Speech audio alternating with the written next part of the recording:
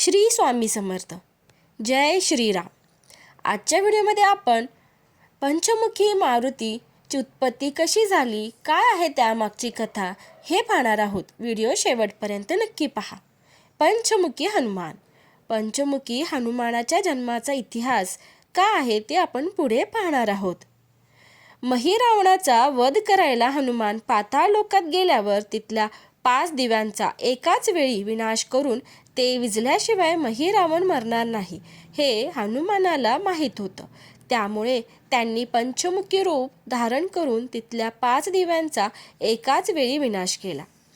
5 वेगवेगळ्या शक्ती एकत्र करून एकच रूप धारण केलेल्या हनुमानाने दक्षिणेच्या रावणाचा विनाश केला. म्हणून दक्षिणेकडे तोंड करून पंचमुखी हनुमानाचा फोटो लावण्याची प्रथा प्रचलित आहे. पूजा घरात पंचमुखी हनुमान असला तरी घराच्या दक्षिणेस एक एकमुखी हनुमान लावतात. तो त्यामुळेच दक्षिण ही यमाची दिशा, शिवाय दक्षिण म्हणजे पाताळ, म्हणून ही खास खबरदारी. पंचमुखी हनुमानाच्या उत्पत्तीची द्वितीय कथा. एकदा 5 मुख असलेला एक भयानक राक्षस प्रकट झाला. त्याने कठोर तपश्चर्या करून त्याच्यासारखे रूप असणारच त्याचा वध करू शकेल असे ब्रह्मदेवाकडून वरदान मिळवले.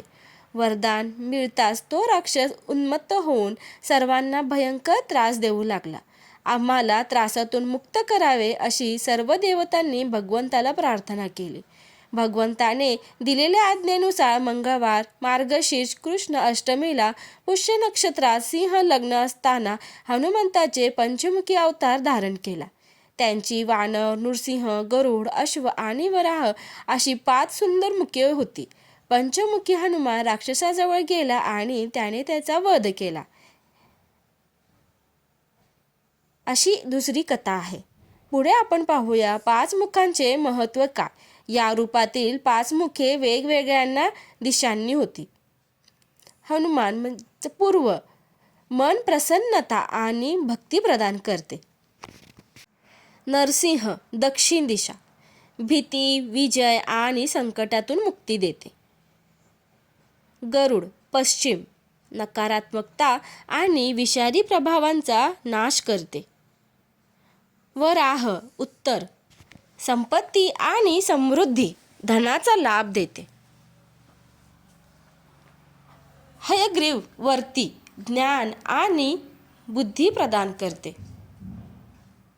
विजय, 5 मुखी हनुमानाने 5ही दिशांच्या दिव्यांना एकाच वेळी विझवून रावणाचा वध केला आणि श्री राम लक्ष्मणाची मुक्तता केली. पंचमुखी हनुमानाचे 5 मुखे काय दर्शवतात ते पुढे पाहूया. हे अवतार संकट, भीती आणि शत्रूंचा नाश करून भक्तांना अभय देण्याचे प्रतीक मानले जातात. अशा प्रकारे हे रूप संकटमोचन आणि परमशक्तीचे दर्शन घडविते. सात्विकता, पावित्रता, यश, भक्ती, औदार्य, त्याग आणि बलाचा संदेश देणारं मुख्य हनुमान मुख निर्भयपणा आणि संकटाशी सामना करण्याचा संदेश देतो. जय श्रीराम. माहिती आवडल्यास व्हिडिओला लाईक, शेअर आणि सबस्क्राईब करायला विसरू नका. धन्यवाद.